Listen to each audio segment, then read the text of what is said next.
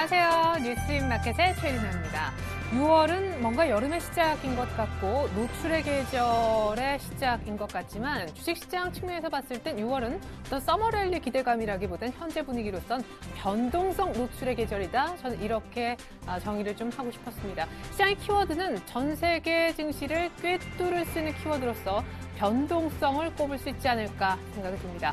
뉴욕에서부터 최근에 출렁출렁하는 장중 흐름이 포착되고 있고요.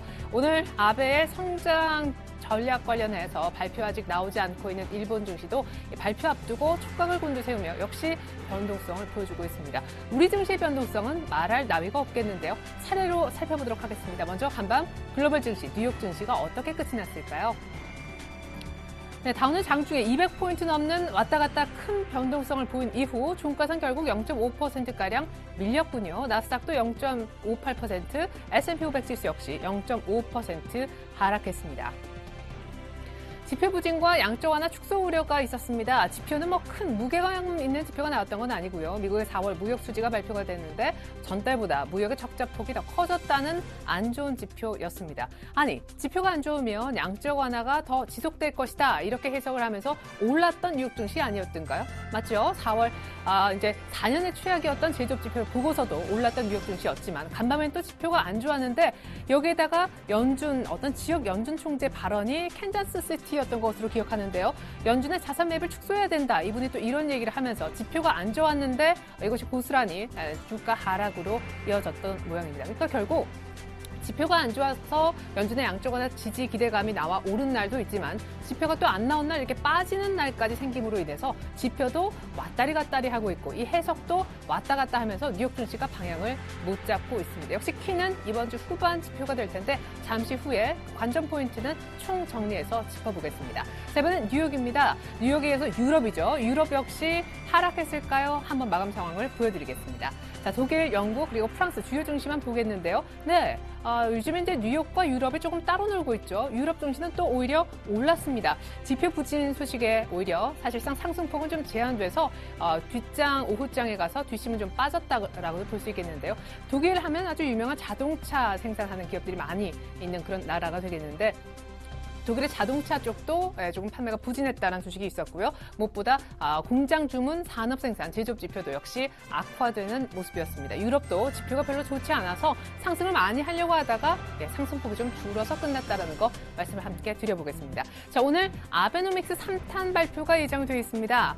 아베 총리가요. 일본의 어떤 장기 불황을 타개하기 위해서 내가 3개 화살을 쏠 건데 이 3개 화살을 약속했습니다. 이미 2개 화살이 나왔습니다. 첫 번째는 정부 지출이고요. 두 번째는 아주 대규모의 통화 공급이었죠. 세 번째 화살이 바로 오늘 발표가 될 건데 앞두고 시장은 방향을 못 잡고 있습니다. 얼마나 출렁했는지 니케이의 상황, 현재 상황 한번 살펴보도록 하겠습니다. 자, 니케이는요. 지금 소폭이지만 하락하고 있죠. 오늘 출렁출렁 했었습니다. 물론 그 얘기는 상승 반전한 포인트도 있었습니다. 자, 이것이 이제 보여지는 니케이 차트인데요. 전일 종가 기준 2%가량 올랐습니다. 그래서 61선을 사실 이 녹색선 지지를 해줬었죠. 근데 오늘 장 시작도 괜찮았어요. 플러스 어제 2% 오른데 추가 상승을 하면서 시작을 했었다가 오늘 다시 지금 하락 전환으로 바뀌었습니다. 분봉으로 보시면 이래요. 오늘 시작하면서 어제 이제 2% 오른 흐름이었고요. 오늘 추가 상승 이어가는 듯 했지만 출렁 플러스 마이너스권을 왔다 갔다 하고 있습니다. 네, 아베노믹스의 세 번째 화살에 오늘 온통 관심이 쏠려 있는데요. 결국 지금 엔달러 환율도 잠깐 보시면 지금 100엔대를 살짝 다시금 상회한 그런 흐름입니다. 100엔대가 깨지고 나서 조금 걱정했었지만 오늘 아베노믹스 3탄 내용에 따라 이 엔달러 환율도 다시 위쪽으로 튈 수도 있기 때문에 따라서 일본 니케이도 충분히 반등을 한번 모색해 볼 수 있죠. 지금 니혼게이자의 신문에 따르면요. 공룡이라 할 수 있는 사실상 120조 엔이라는 어마어마한 돈을 굴리는 일본의 연기금이 주식 투자를 확대할 수도 있다. 이런 내용을 미리 한번 보도를 한 적이 있습니다. 지금 일본의 연기금은 우리나라에도 이제 연기금이 있듯이 각 나라별로 연기금이라는 것이 있겠죠. 근데 연기금은 지금 주식 투자하는 비중을 전체 굴리는 자금의 한 20% 정도만 잡고 있는데 전 세계 연기금에서 주식 투자에 들어가는 그 비율 자체가요. 돈의 이제 그 규모 자체는 좀 차이가 있겠지만 보통의 평균 38%라고 합니다. 근데 일본 연기금은 한 20% 정도만 주식 투자에 쓰고 있는데 이 비율을 전 세계 평균하고 차이가 크니까 조금 더 높일 가능성이 있다는 것이죠. 그만큼 일본의 주식을 부양할 카드가 이번에 또 등장할 수 있다는 예고편을 니혼게이자이 신문이 보여줬다고 해도 과언이 아닙니다. 어제 일단은 올랐는데 오늘은 성장 전략에 따라 주식시장 그리고 환시장 분위기 완전히 바뀔 것 같습니다. 잠깐 일본의 10년물 국채금리 보여드리겠는데요. 자, 1년여 만에 이게 이제 1%가 넘어가면서 우려가 좀 컸었었죠. 바로 이날이 이제 문제가 됐었던 날이었는데 이날이요. 그 이후에 좀 출렁였었다가 언저리에서 좀 움직였었는데 조금 하락하면서 국채시장 안정되는 듯 했지만 오늘 다시금 0.9%까지 올라가면서 일본 국채시장 변동성도 역시 주식시장 만만치 않게 흘러가고 있습니다. 네, 이번엔 더 중요한 우리 시장의 모습입니다. 코스피의 흐름부터 차례로 한번 살펴볼 텐데요. 코스피가 1970선이죠. 이야, 70선. 2000 하면서 5월장을 멋지게 마무리 지었는데 6월 들어서면서부터 조금 왠지 삐걱인다 하더니만 6월 며칠 지났습니까? 그렇죠? 월요일, 화요일, 수요일 단 3거래일 만에 하루에 평균 한 10포인트씩 까먹었다고 이해하시면 아주 쉬울 것 같습니다. 물론 오늘 많이 까먹었는데요. 1970선까지 내려오면서 지금 70선을 위협하고 있습니다. 오늘 장중에 무슨 일이 있었던 걸까요? 시가는요. 1990 언저리였습니다. 80선대 중반이었는데 계속 흘렀죠. 계속. 이때 좀 진정이 된 듯 했지만 또 조금 전부터 흐르면서 1970선 위태롭습니다. 지금 17포인트 하락하고 있고요. 1% 가까이나 낙폭이 커지고 있습니다. 수급 보여드립니다. 개인만 사겠죠. 예, 그렇습니다. 개인만 나홀로 매수하고 있는데 일단 시장은 힘이 없고요. 기관, 외국인 모두 양 매도입니다. 기관이 훨씬 더 많이 파는데 역시 어제부터 문제가 됐던 외국인들의 선물 매도. 이것이 오늘도 시장의 변동성을 키우는 주범입니다. 외국인들 선물 지금 현재 매도폭을 잠깐 체크해 보겠는데요. 지금 6,400계약 정도 매도죠. 전일에는 얼마나 팔았습니까? 전일에는 외국인들이 선물을 6,300계약 정도 종가상 팔았는데 어제 종가상 판 거 이상 혹은 그만큼을 지금 개장한 지 2시간 반 만에 팔고 있습니다. 사실상 어제도 장중에 선물 계약 수가 매도가 한 7,600계약까지 나갔었는데 막판에 조금 줄였었죠. 때문에 어제도 출렁임이 크게 있었지만 종가상은 별로 흔들림이 없었던 것입니다. 외국인들의 선물 쪽이 장중의 변동성을 많이 키우고 있는데 잠깐 선물 차트 좀 보여드리겠습니다. 사실상 이 외국인들의 선물 어떤 그 전략, 빠른 매매가요. 얼마나 이 선물 시장 쪽을 흔들고 있는지를 보시면 현물 쪽도 아마 어느 정도 간접적으로 느껴지시는 것이 있을 것 같습니다. 이제 이것이 선물의 일봉 차트가 되겠는데 얼마 전까지만 해도 코스피 200 선물이 264, 3.5까지 건드린 바 있습니다. 근데 지금은요. 260 라인을 모두 깨고요. 전환선 다 깨고 258.20까지 내려와 있습니다. 이 기간 동안 외국인들이 엄청난 변동성을 만들었다는 것인데 분봉 잠깐 보시면요. 조금 어지럽긴 합니다만 오늘 시가에서부터만 보더라도 260에서 강하게 출발시켰지만 258선, 9선 정도에서도 스탑이 걸리지 않고 지금 258.20까지 밀려버렸다는 얘기입니다. 지금 여기에서 여기까지 선물 차트가 밀린 것을 보시고 계십니다. 사실상 외국인들 이제 지난 5월 달에 선물 매수를요, 한 9,000계약 정도 했다고 하는데 어제 오늘 벌써 12,000계약 정도 나가고 있으니까 사실 신규 매도가 얼마나 걸렸는지 모르겠지만 일단 단타로 들어와서 산 거는 모두 다 뱉어내고 있는 그런 상황이 되겠습니다. 자, 이번엔 코스닥입니다. 코스닥 오늘까지 6거래일째 하락하고 있습니다. 하락, 오늘도 하락. 꽤 오랫동안 하락하고 있습니다. 주식시장은 월, 화, 수, 목 금만 열리는데요. 이거는 거의 2주간에 걸쳐서 지금 하락이 이어지고 있는 것이죠. 자, 코스닥이 오늘 555.0, 딱 555선에 멈춰져 있습니다. 몇 퍼센트 밀리죠? 1.1%. 코스피보다 더 많이 밀리고 있습니다. 코스닥도 오늘 시가는 그렇게 많이 밀리지 않았었는데요. 오늘의 분봉입니다. 네, 이것이 이제 무서운 바로 낙폭인 것입니다. 누가 이렇게 만들었을까? 지금 약간 낙폭이 줄어들고 있는 듯 했는데 조금 전부터 다시 커지면서 이 저가 포인트인 552, 553을 다시금 트라이하고 있습니다. 물론 어제 저가도 깨졌죠. 자, 지금 수급 역시 한번 보면 개인만 사고 있을 겁니다. 죄송하지만 개인분들만 살 때는 언제나 주식시장은 빠집니다. 그것이 코스피든 코스닥이든요. 자, 오늘 기관이 역시 230억 정도 훨씬 더 많이 매도하죠. 사실상 최근에 문제는 외국인은 아니었습니다. 전일에도 보시면요. 기관이 800억 이상을 코스닥에 꽤나 많이 정리를 했던 날인데요. 자, 한번 기관의 매매를 정리해서 보여드리겠습니다. 자, 전체 거래소 말고요. 코스닥을 한번 보겠습니다.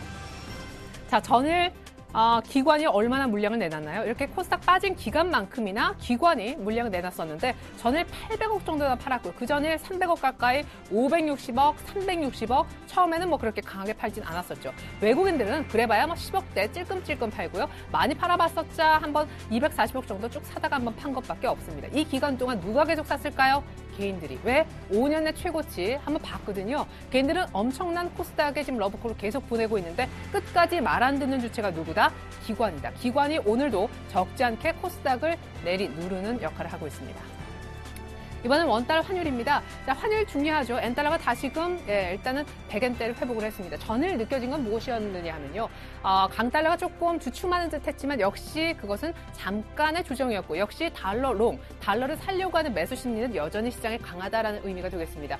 오늘 원달러도요. 소폭 상승 출발을 했었습니다. 1120원대 어제도 장 막판에 호주에서 기준금리 그대로 동결시키면서 낙폭이 좀 줄어서 끝이 났었죠. 근데 오늘 상승했다가 지금 장중에 반락한 것입니다. 1121원 정도의 움직임이지만 여전히 1120원이 깨진 것은 아닙니다. 잠깐 원달러 환율의 지금 분봉을 좀 보여드리겠는데요. 자, 이것이 이제 원달러 환율의 분봉이 되겠습니다. 1120원대 정도 위에서 24원, 25원 언저리 터치했었었는데 조금 전 10시 한 40분부터 하락 전환한 뒤 가파르게 빠지고 있죠. 1117원, 지금 1120원이 깨져 있는 상황이 되겠습니다. 왜 이런 중간에 바뀌는 포인트가 생겼는가? 역시 변수는 일단 호주에서 적용한 것 같습니다. 호주의 1분기 성장률이 나왔는데요. 예상인 0.7% 못 미친 0.6%가 나왔습니다. 때문에 사투 열지 않아도요. 호주 달러가 밀렸고요. 호주 달러하고 똑같이 움직이는 우리 원달러가 상승폭을 조금은 약하게나마 유지하고 있었었는데 간밤에 뉴욕 외환 반영해서요. 곧바로 하락 전환한 뒤 낙폭까지 키우고 있습니다. 물론 이제 이 자리에서 또 하나의 오늘 변수가 있을 수 있는 것은 이제 일본의 성장 전략이 또 한 번 외환 시장에 영향을 줄 수가 있겠고요. 주 후반 정도까지 본다면 역시 미국의 고용 지표가 달러화의 방향을 결정지을 것입니다. 아마 1120원에서는 크게 또 안 빠질 것 같습니다. 이 정도까지 빠졌지만 오늘 또 일본 분위기에 따라서 충분히 환 시장은 위쪽으로도 방향을 틀 수가 있습니다. 네, 이번엔 특징주입니다. 특징주에 앞서서 시가총액 상위 종목 모습 거래소부터 정리해보도록 하겠습니다. 자, 삼성전자가 안방에서 애플 이겼더라고요. 특허 관련해서 소송에서 승소를 했는데 애플 4GS 빼고는 다 미국 쪽에서 수입 금지를 받아냈죠. 그렇지만 삼성전자는 소폭 정도만 오릅니다. 154만 원이면 박스코너 거의 상단에서 삼성전자는 괜찮게 움직여주고 있습니다. 한번 두 번 급등 이후에 약간 횡보하는 그런 국면에 놓여 있고요. 오늘 현대차가 좀 많이 빠지죠. 모비스도 2%, 기아차가 한 1.5% 정도. 오늘 차가 좀 눌리는 이유 뻔하죠. 엔달러가 다시 100엔대 회복했고 일본에서 어떤 성장 전략을 내놓을지 모르기 때문에 엔저가 주춤할 때 수혜를 누렸지만 최근에 많이 올라온 것도 있죠. 안타깝게도 현대차 기준으로는 22만 원을 채 보지 못하고 약간 눌리는 양상입니다. 자, 그리고 SK 하이닉스도 오늘 조금 빠지네요. 31,000원대 중후반 정도의 모습입니다. 나머지 종목 더 보죠. 네, 삼성생명 최근에 기관하고 외국인이 좀 샀습니다. 차트 좀 보시고요. 오늘은 좀 보합이지만 괜찮은 흐름입니다. 10만 8,500원까지 올라왔네요. LG화학도 최근에 흐름 괜찮아요. 크게 빠지지 않고 나름대로 견주한 흐름이고요. 오늘 SKT가 좀 힘을 냅니다. 전반적으로 오늘 업종 섹터가 거의 다 무너지는 가운데 그나마 빨간불 들어온 업종은 바로 통신 섹터밖에 없습니다. 물론 구성지수가 3종목밖에 없으니까 3종목만 잘 돌아가면 섹터가 좋아 보이는 약간의 왜곡도 있습니다. 자, 이렇게 한국전력까지 편입된 시가총액 상위 종목 모습 보여드렸는데요. 자, 이번에 하나하나 좀 들여다보겠습니다. 먼저 조선주가 되겠습니다. 조선주 최근에 바닥 지났다라는 분석 속에 증권사 호평도 이어지고 있는데요. 제가 전고점 잘 보라고 말씀드렸던 조선주. 오늘 삼성중공업이 거의 전고점 언저리 정도에서 움직여주고 있고요. 현대중공업이 보합 그리고 사실상 삼성중공업 다음으로 괜찮은 종목으로 탑픽으로 두 번째 탑픽으로 꼽혔던 대우조선해양이 약간 삼성중공업보다 느렸는데 전고점을 채 찍지 못하고 밀리고 있습니다. 현대미포조선, 한진중공업 역시 마찬가지고요. STX 조선해양이 9%나 급락하네요. STX 그룹주에 오늘 또 악재가 있는 것일까요? STX 그룹주 이어서 곧바로 분위기 한번 보겠습니다. 자, 조선해양이 한 9% 정도 급락했는데 나머지 종목은요. 지주회사 STX가 사실 하한가 한번 들어갈 뻔했는데 살짝 지금 풀리고 있는 모습인 듯합니다. STX 엔진 두 자릿수로 하락, 펜오션이 완전히 하한가에 들어가 버렸네요. 지금 STX 지분 놓고 우리은행 측하고 이제 금융 우리 당국하고 싸우고 있죠. 신경전 벌이고 있는데 다 팔아버린다라는 게 우리은행 쪽이고요. 금융 당국 쪽에서는 그냥 구두로만 제발 그러지 마라라고 얘기를 하고 있습니다. 지금 STX 그룹주는 신저가에 신저가를 거듭하고 있어서 갖고 계신 분들 정말 안타까운 마음 금할 수 없습니다. 자, 다음으로는요. 이번엔 젠박스를 한번 보겠습니다. 이렇게 또 안타까운 종목이 또 있을까요? 바이오는요. 오늘 또 이틀 연속 하한가입니다. 그것도 점 하한가. 왜? 시작만 하면 나 이거 다 팔아버릴래라고 하는 사람들이 몰리다 보니까 가격 제한폭까지 더 이상 밀릴 수 없는 가격대까지 시가부터 밀려서 출발하고요. 더 이상 그 이상은 못 밀리니까 그 다음 날도 계속 그런 흐름이 이어질 것 같습니다. 기본적으로 한 세네 번 정도는 더 밀릴 거라고 하는데 임상 3상 실패했다는 것이 엄청난 타격이죠. 임상 1상, 2상, 3상이 있는데요. 1, 2상을 다 성공해서 3상을 간 거죠. 3상에 실패했다는 건 3상이 1, 2상보다 훨씬 더 돈이 많이 들어가는데 이게 실패하면서 이제 붕 떠버린 겁니다. 이것만 보고 올라왔는데 이게 실패가 돼버리니까 이제 앞으로 모멘텀이 전혀 없는 상황입니다. 자, 젠백스 어떻게 해야 되느냐? 전문가들이 오늘 젠백스에 관한 좀 좋은 말씀을 주셨었는데요. 차트 보면서 들은 얘기 같이 공유해보고자 합니다. 자, 이것이 젠백스 차트입니다. 이게 이제 몇천 원짜리였다가 거의 한 5만 원까지도 한번 찍어봤었던 그런 종목이고요. 4만 원대 횡보하다가 점 하한가 2방 맞고 지금 2만 7천 원까지 내려와 있습니다. 이미 차트적으로 이미 이 하단이 어제 종가였고요. 한 번 더 확실하게 하한가, 그것도 점 하한가로 깬 상황이 되겠습니다. 이 종목 매매하실 때 셀트리온을 잘 보라는 오늘 아주 재미있는 얘기가 나와서 같이 좀 공유하고자 하는데요. 물론 전혀 다른 이슈로 셀트리온 빠졌습니다. 하지만 거의 한 나흘 연속 하한가를 맞고 나서요. 약간 이제 쌍바닥을 이때 한번 찍었었죠. 나흘 연속 하한가의 바닥을 이렇게 두 번 언저리 찍고요. 여기서 끝이 아니었습니다. 또다시 밀렸을 때 많은 실망감을 안겨줬지만 여기서 다시 시작해서 여기까지 왔는데 보통 여기서 갖고 계시다면 물리고 팔 수도 없어서 들고 계시다가 언제 정리해야 되느냐. 거기에 대한 힌트를 셀트리온이 주고 있습니다. 자, 셀트리온 아주 재밌게도요. 지금 한 5만 원 조금 안 되게 시작을 했었는데 급락을요. 한 2만 6천 원대까지 밀렸었죠. 지금 올라온 가격이 어느 정도인지 아십니까? 이 낙폭의 정확히 절반입니다. 제가 아까 계산해봤는데 이 같은 낙폭 얼마나 지금 돼 있을지 모르겠어요. 젠백스는 한 여기쯤 있다고 봤을 때 앞으로 얼마나 더 빠질지 모르지만 요 이슈로 인한 추가 하락폭의 한 절반 정도까지는 한번 반등이 올 것입니다. 그때까지 한번 기다려보시고 그때 정도 정리 부탁드리겠습니다. 나머지 바이오주 다시 한번 흐름을 좀 볼 텐데요. 오늘 셀트리온도 같이 좀 빠지고 대신에 괜찮은 살아나는 종목도 있습니다. 메디톡스, 메디포스트, 시젠, 차바이오엔 어제 같이 좀 급락했었는데 오늘 조합권 정도로 아주 강하진 않지만 추가 하락만큼은 더 이상 안 나오려 하고 있습니다. 자, 이번엔 예당과 테라 리소스, 변 회장의 지금 사망으로 인해서 갑작스러운 별세죠. 지금 역시 하한가에 들어갔습니다. 점 하한가죠. 어제 하한가는 점 하한가는 젠백스와는 달리 아니었는데 하한가로 마치고 오늘의 시작부터 역시 점 하한가가 되어 있습니다. 역시 추가적인 하락이 지금 예상이 되고 있고요. 웰메이드도 역시 자회사인데 웰메이드만큼은 어제 괜찮은 상승을 보였었는데 오늘 역시 하한가는 아니지만 6% 정도 하락하면서 이런 분위기에 같이 동참을 좀 하고 있습니다. 추가 하락이 예상된다는 그런 분석 많이 있으니까 역시 좀 참고하셔야겠습니다. 젠백스 투자하고 크게 다르진 않을 것 같습니다. 자, 이번엔 오늘 유중 때문에 급락하는 종목도 있는데요. 바로 루미 마이크로가 되겠습니다. LED 관련 종목이죠. 다른 종목 쪽은 이렇게 크게 안 밀리는데 루미 마이크로는 특별히 유중 이슈가 있기 때문에 밀리고 있습니다. 하지만 저가가 3,260원이었고요. 지금 3,430원대에 있는 것으로 보아 오늘 유중 얘기 나오면서 좀 급락을 했었는데 급락 이후에 추가 하락은 없고 가격 제한폭까지 밀리지도 않습니다. LED 쪽은 아마 돈이 좀 많이 필요할 거예요. 때문에 유중한 것 같은데요. 10% 정도로 낙폭이 오히려 약간은 저가 대비했을 때 줄어들고 있다는 점 그나마 긍정적이라 볼 수 있겠습니다. 자, 그리고 전력난, 블랙아웃 걱정이 큽니다. 오늘도 예비 전력이 450만 킬로와트 붕괴됐다고 하는데 시장이 가장 뜨거 핫한 스마트 그리드 테마 오늘은 어떻게 움직이고 있을까요? 포스코 ICT 정도만 2%대 강세고요. 나머지 종목들 거의 다 차익실현 매물이 나오고 있습니다. 지금 누리텔레콤도 한 2% 정도 하락. 일진전기 보시면 정확하게 나옵니다. 전전일까지만 급등했었고 어제부로 계속 차익실현 매물이 급하게는 아닌데 아주 서서히 나오고 있습니다. 하지만 누가 뭐래도 올 여름, 인제 여름에 막 시작이죠. 이런 어떤 전력난에 관련된 얘기는 계속해서 나올 텐데 포스코 ICT 보면서 약간 대응법까지 이 부분도 역시 전문가 얘기가 있었거든요. 같이 공유 좀 해보고자 합니다. 자, 포스코 ICT. 자, 최근에 이제 1분기 실적도 좋았는데요. 2분기 수익성 개선도 지금 이 부분은 기대가 되고 있습니다. 차트적으로도 오늘 한 2.8%가량 오르고 있죠. 물론 이제 이 종목은 약간 변동성을 동반해서 그 부분 조금 힘드실 수도 있겠지만 기본적으로 1분기 실적이 됐고 2분기에 대한 기대감도 있기 때문에 8,300원 라인까지도 기대해 볼 수 있다고 합니다. 그리고 무엇보다 믿을 만한 포스코 계열사의 종목이기도 하고요. 스마트 그리드 관련 테마로도 엮여있기 때문에 여러 가지로 괜찮은 상황이라 하겠습니다. 자, 스마트 그리드 테마 한번 살펴봤고 이 밖에 두 가지 정도만 오늘 시장에 이슈가 되고 있는 핫 테마 더 살펴보고자 합니다. 첫 번째가 저출산주입니다. 정부의 보육정책 수혜 때문에 오늘 급등하고 있습니다. 일단 육아휴직 제도도 확대한다 그러고 직장 어린이집 관련해서도 규제 풀어준다는 얘기가 있었죠. 전형적으로 일단 박근혜 대통령 테마 정도만 오늘 급등하고 있는데 이것도 어떻게 대응해야 되느냐 아가방 컴퍼니만 보면서 잠깐 얘기 나눠봅니다. 네, 오늘 사실 상한가는 아니죠. 아가방 컴퍼니 오늘 한 6% 정도 오르고 있고 장중 그래봤자 이 종목이요. 한 9.5% 정도만 급등을 했었었는데 뭐 이제 이전은 사실은 필요 없고요. 요 최근에 5월 달만 보시면 이 61선에서 한번 막혔었습니다. 맞습니까? 그 앞서서 한번 급등을 했었다가 61선에서 결국엔 맞고 밀리고 말았는데 오늘 역시 이 내려오는 61선 저항에서 결국 부딪히고 맙니다. 아마 추세적으로 상승은 어려울 듯 싶고요. 테마를 탄다 해도 역시 60일 저항은 계속해서 느끼는 종목이기 때문에 오늘 빠졌던 이 라인 6,900원은 아주 강한 매물대가 될 것 같습니다. 추가 상승 조금 어려운 큰 매물벽이 위쪽에 자리하고 있다는 거 참고하시면 좋겠습니다.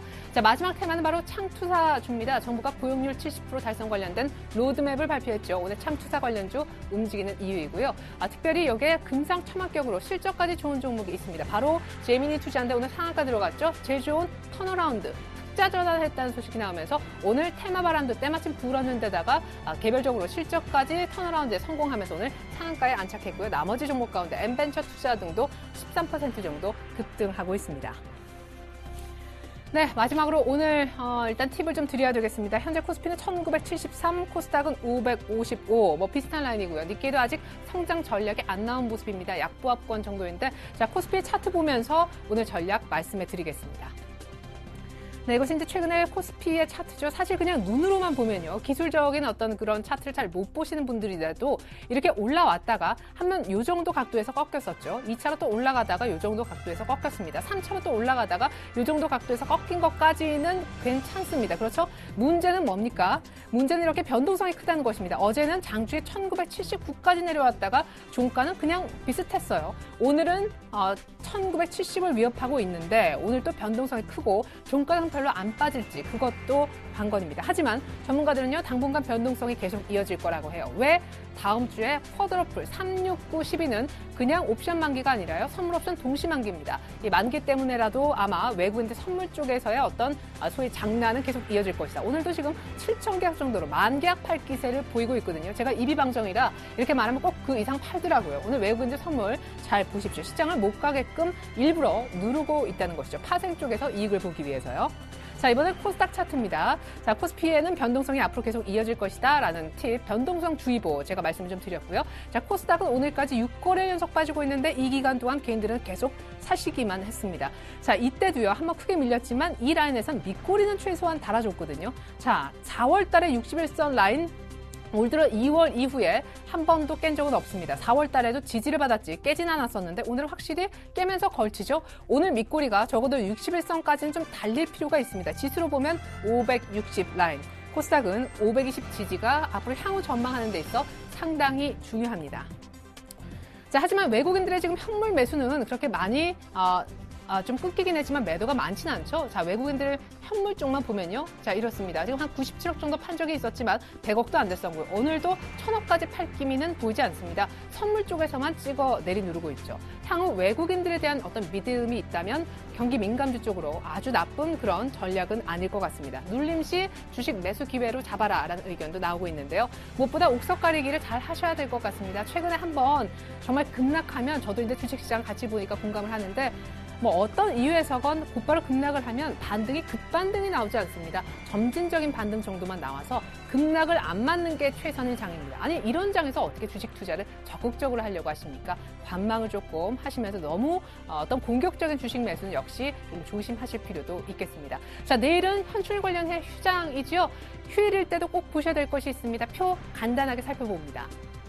네, 이번 주 후반 미국의 고용 보고서 기다리고 있는데 관련된 고용 첫 번째 지표가 나옵니다. 미국 ADP 민간 고용 예상보다 많이 나올 것 같아요. 자, 이렇게 되면 달러의 향방도 바뀌게 될 것이고요. 이 민간 고용 ADP 이쪽에서부터 바람을 몰아가지고 신규 실업수당 청구 건수, 실업자 수도 많이 안 늘어났는데 이제 지난달 전체적으로 고용이 많이 좋아졌다라고 확정적으로 이제 종합적인 리포트가 7일날 나오게 되면은 출구 전략 우려도 또 반대급부로 다시 한번 불거질 수도 있으니까 일단 첫 번째 고용 관련 지표인 ADP 민간 고용 휴일에도 이 부분을 챙기시면 좋겠고요. 연준의 베이지북이 나옵니다. 12개 지역 연준 총재들이 종합적으로 미국의 경제가 현재 이렇습니다라는 내용을 발표해서 이제 기록을 한 그런 책이 나올 텐데 이 부분도 역시 체크하셔야겠습니다. 왜냐? 출구 전략 때문에 지금 난리잖아요. 출구 전략 시기가 언제냐? 역시 가늠할 수 있는 두 가지 지표이기 때문입니다. 마지막으로요. 우리가 쉬는 동안은 아닙니다만 22쪽의 이벤트도 기다리고 있습니다. 우리가 쉬고 나서 그 다음날 아마 보게 될 텐데 아마도 기준금리 인하는 지난달에 이제 10개월 만에 처음으로 했기 때문에 또 그 카드가 나오진 않을 거고요. 중소기업의 어떤 대출을 확대시킬 수 있는 ABS, 자산 유동화 증권 매입 카드를 아마 꺼내들 가능성이 높게 점쳐지고 있습니다. 결국 이제 은행 쪽을 조금 한번 유동성을 돌아가게 살려보겠다라는 얘기인데 물론 독일 쪽에선 반대하고 있는데 어쨌거나 22쪽에서 이벤트 그리고 출구 전략 시기 가늠하고 있는 미국 쪽에서 역시 관련된 고용지표, 전반적인 미국 경제 여건 보여준 베이지복 체크하시면 좋겠습니다. 자, 코스피 무엇보다 코스닥까지 오늘 오후장에서 모두 힘내면서 아주 쭉 밑꼬리 좀 달아줬으면 좋겠네요. 내일 쉬시고요. 내일 모레 뵙겠습니다. 고맙습니다.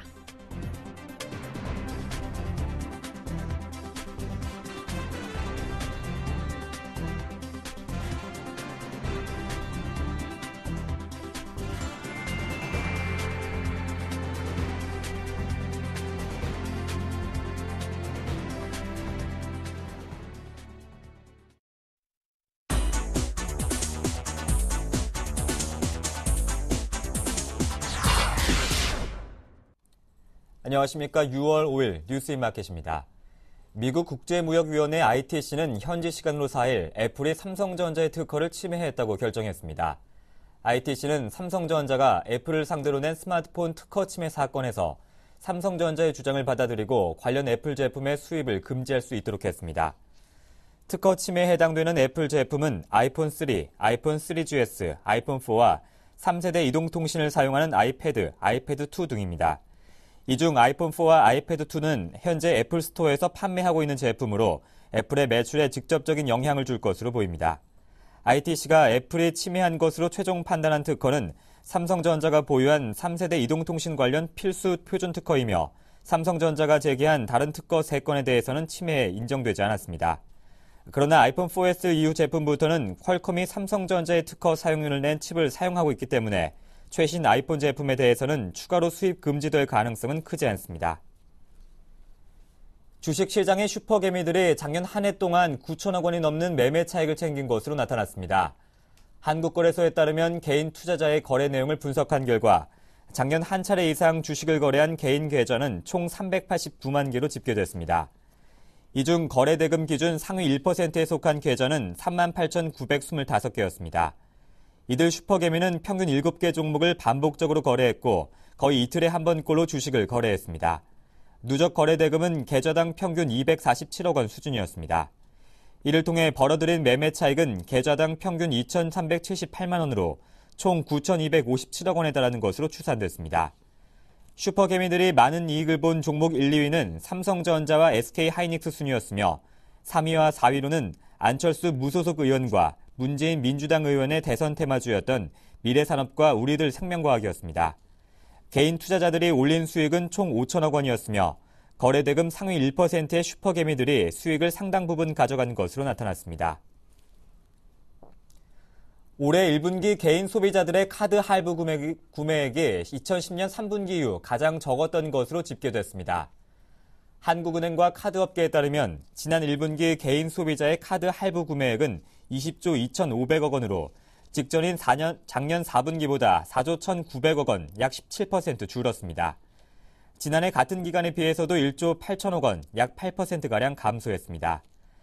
올해 1분기의 분기카드 할부 구매액은 2010년 3분기 이후 가장 최저 수준입니다. 이같이 카드 사용량이 줄어든 이유에 대해 경기 침체로 인한 민간 소비 위축 영향뿐 아니라 올해 1월부터 상시 무이자 할부 제도가 폐지됐기 때문이라고 카드업계에서는 분석했습니다. 정부와 새누리당은 새 정부가 4대악의 하나로 꼽은 불량식품 퇴출을 위해 제조 판매업자에 대한 처벌을 강화하고 부당이득을 적극적으로 환수하기로 했습니다. 당정은 오늘 오전 국회에서 김학용 당 정책위 수석 부의장 주재로 농림축산식품부, 해양수산부, 식품의약품안전처 등 관계부처가 참석한 가운데 먹을거리 안전대책을 협의했습니다. 당정은 관련 입법을 가능한 한 6월 국회에서 처리하기로 했습니다. 고의적인 불량식품 제조 판매로 인한 경제적 부당이득에 대해서는 소매 가격의 최대 10배까지 환수 조치하고 형량 하한제도 기존 7년 이하의 징역에서 1년 이상 7년 이하의 징역으로 강화하는 내용의 식품위생법을 개정키로 했습니다.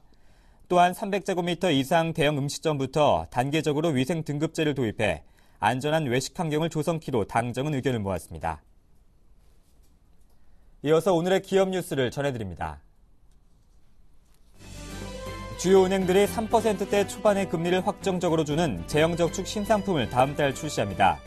기존에 출시된 재형저축은 3년 고정금리, 4년 변동금리 방식의 혼합형 상품으로 4%대 초중반 금리가 적용됐습니다. 금리는 현재 3% 초반인 국고채 10년물 수익률과 비슷한 수준에서 측정될 것이란 전망이며 시중은행 두세 곳에서 출시를 준비하고 있는 것으로 알려졌습니다. 삼성전자의 스마트폰이 1분기 북미 시장을 제외한 세계 전 지역에서 1위를 기록한 것으로 나타났습니다. 홍콩 기반의 시장 조사 업체 카운터포인트 리서치는 1분기 지역별 스마트폰 판매량 집계 결과 삼성전자가 아시아와 유럽, 라틴 아메리카, 중동, 아프리카 등 4개 지역에서 시장 점유율 1위를 차지했다고 밝혔습니다. 삼성전자는 특히 유럽에서 절반에 가까운 44%의 시장 점유율을 보였고 라틴 아메리카, 중동, 아프리카 시장에서도 각각 41%의 높은 점유율을 기록했습니다. 삼성전자는 북미 시장에서 28%의 시장 점유율을 기록해 애플의 10%포인트 뒤처졌습니다. 피터 리처드슨 카운터포인트 리서치 조사 책임자는 올 2분기에는 삼성전자가 북미 시장에서도 애플의 판매량을 되칠 것이라고 예측했습니다. STX 중공업은 한국서부발전으로부터 995억 원 규모의 충남 태안 화력발전소 90기 탈항설비 공사를 수주했다고 공시했습니다. 이는 STX 회사의 작년 연결재무제표 기준 매출의 11%에 해당합니다. 금융당국이 이장호 BS금융지주 회장에게 장기 집권의 폐해가 심각하다며 퇴진을 요구한 것으로 알려졌습니다.